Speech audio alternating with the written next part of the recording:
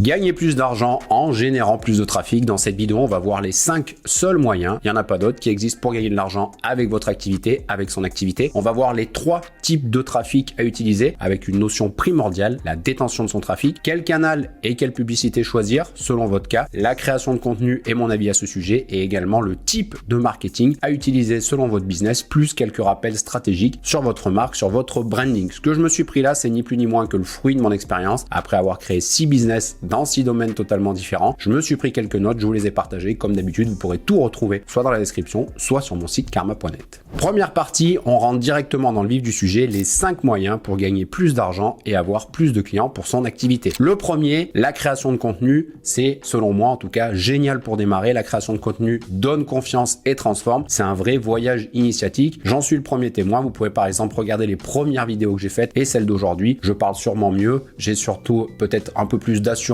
une meilleure élocution, etc. Bref, la création de contenu, quelle qu'elle soit, que ça soit de la vidéo, que ça soit de l'écrit, que ça soit de l'audio, c'est vraiment un vrai voyage initiatique et ça va vous transformer, vous élever en tant que personne. Selon moi, la création de contenu, c'est vraiment utilisé si soit vous avez du temps, voire beaucoup de temps, si vous avez peu de budget, pas de budget par exemple à mettre en publicité, on va le voir ensuite, ou si vous avez des produits ou des services à faible marge. Ça me permet de faire la transition. Deuxième pilier que vous allez pouvoir utiliser pour acquérir plus de clients, les ads, les publicités. L'avantage des publicités, c'est que dès le début, ça va vous permettre de tester votre produit, votre offre, votre promesse à grande échelle et ensuite éventuellement d'affiner. Et la deuxième stratégie qui peut également être utilisée, c'est parfois de tester avec du contenu et notamment avec des MVP et ensuite éventuellement de scaler votre activité avec ces ads, avec ces publicités. Inconvénient, ça demande quelques compétences techniques ou alors de la sous-traitance à des freelances, à des agences, etc. Le gros avantage et en tout cas selon moi la stratégie des publicités, c'est que vous allez pouvoir les utiliser si vous avez peu de temps, si vous avez du budget ou si vous avez des produits à haute marge. Pourquoi est-ce que c'est intéressant d'utiliser les publicités lorsqu'on a des produits à haute marge? Tout simplement parce que acquérir du trafic, acquérir des prospects et acquérir des clients, ça coûte de l'argent. Donc si on a une haute marge, on peut compenser ce delta avec les publicités. Troisième pilier qu'on peut utiliser, la prospection. Alors selon moi, la prospection dans 99% des cas, et j'exagère pas, c'est fait en masse, c'est-à-dire qu'on a vraiment de la prospection de masse et de manière impersonnelle. On a tous reçu des mails dont on n'a jamais voulu, on a tous reçu des DM Instagram dont on n'a jamais voulu, etc. Selon moi, la prospection, il vaut mieux la faire de manière vraiment chirurgicale, de manière ciblée et de manière personnelle. Et l'exemple que j'aime bien donner, c'est moi, toutes les semaines, je reçois des messages sur Instagram où on me dit, voilà, je vais te faire augmenter ton nombre d'abonnés, alors que les personnes n'ont que 300 abonnés. Gros avantage et quelle stratégie à utiliser pour moi avec la prospection, c'est à utiliser vraiment pour cibler et personnaliser le message. Quatrième pilier, la recommandation. Alors selon moi, ça doit se faire naturellement, la recommandation, mais ça va vous permettre en tout cas d'avoir ou de mettre en place des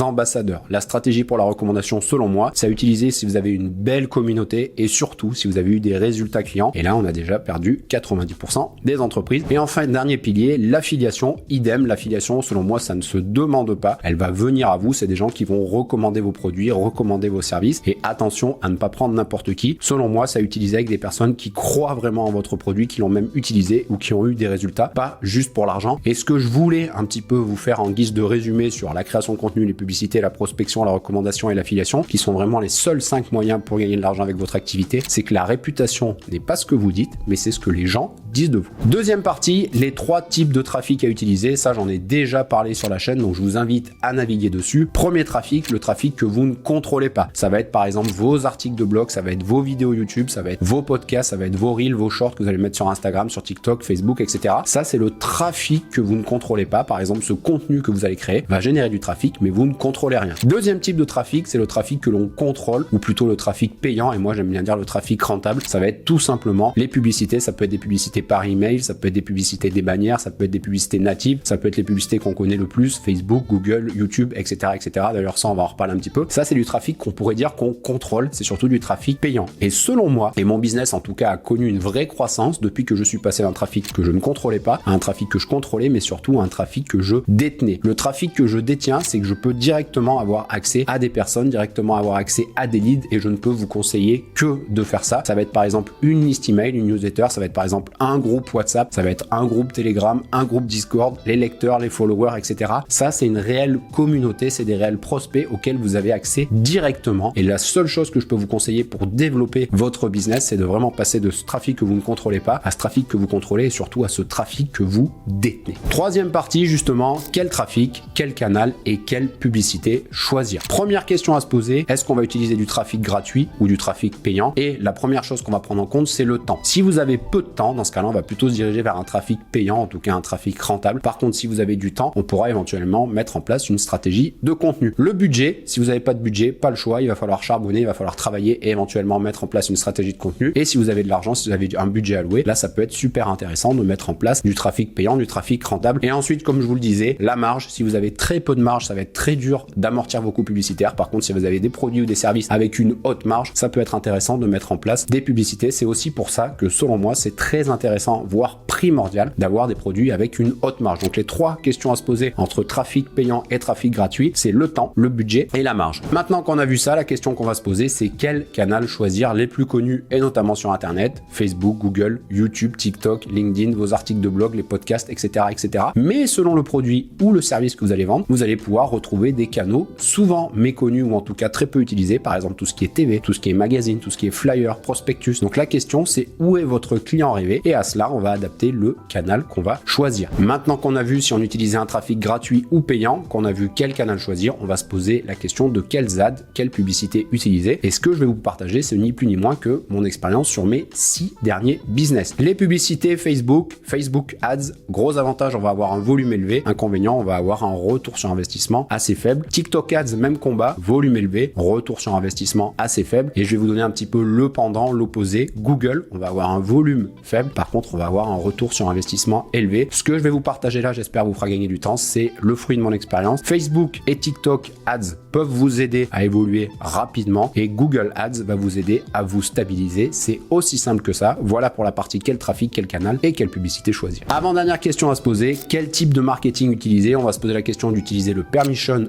ou l'interruption marketing et de se poser la question également d'utiliser le marketing ou l'advertising. Premier type de marketing à utiliser, le permission marketing. Les gens ici vont vous donner la permission de communiquer avec eux, l'autorisation de communiquer avec eux. Gros avantage, la phase d'éducation est très courte et la personne a conscience de son besoin. Et de l'autre côté, on va avoir l'interruption marketing. L'interruption marketing, cette fois-ci, c'est nous qui allons interrompre la personne. Donc c'est souvent ce type de marketing qui est utilisé en publicité et c'est vraiment un moyen de communiquer votre offre avec lui. Le gros avantage ici, c'est qu'on a quasi aucune limite d'audience de marché. Interruption, permission marketing, ça c'est vraiment deux notions super importantes. Permission marketing, gros avantage, phase d'éducation très courte, gros inconvénient, on va avoir assez peu de personnes, une poche de personnes vraiment concernées par ce problème, alors que l'interruption marketing, gros inconvénient cette fois-ci, il va falloir faire beaucoup plus de phases d'éducation. Le gros avantage, c'est qu'on va pouvoir toucher quasiment tout le monde. Et ça, on en a déjà un petit peu parlé. Deux types de marketing, le marketing pur et dur et ensuite les ads, l'advertising. Le trafic gratuit, ça va tout simplement être la stratégie de contenu et le trafic payant, que moi je vous rappelle, je préfère appeler trafic rentable parce que si on perd juste de l'argent, ça ne sert à rien. Le but d'avoir du trafic payant, c'est d'avoir du trafic rentable qui vous génère du cash. C'est tout simplement les publicités, les ads. Donc avoir la meilleure combinaison, permission, interruption marketing et marketing advertising. Dernière partie, la création de contenu et quelques rappels stratégiques sur votre branding. N'hésitez pas à me le dire, j'ai créé pas mal de contenu sur pas mal de plateformes ces 2 dernières années. Si vous voulez vraiment une vidéo dédiée entière à ça, dites-le moi en commentaire. Déjà, si je devais recréer du contenu et surtout du build in public, voilà la stratégie que j'adopterai. Je partagerai, et c'est un petit peu ce que je suis en train de faire, tout ce que j'ai appris dans la semaine en un seul contenu long pour gagner du temps. Pourquoi pas de la vidéo, pourquoi pas du blog, pourquoi pas des podcasts, etc. Et ensuite, le gros avantage, vous allez pouvoir découper ce contenu lent en différents contenus courts. Le plus connu, c'est par exemple, je fais ma vidéo YouTube que je suis en train de vous faire avec toutes les notes que je me suis prises et ensuite, je vais le découper en différents formats short. Je vais éventuellement prendre le script et le découper, par exemple, en différents posts. Voilà la stratégie la plus efficiente que moi, personnellement, je mettrai en place. Ce que je vais partager, c'est ce que j'ai appris moi, c'est ce que j'ai fait moi et qui pourrait servir à mes clients. Je vais pas vous dire voilà ce qu'on devrait faire alors que je l'ai jamais fait. Les gens n'en ont rien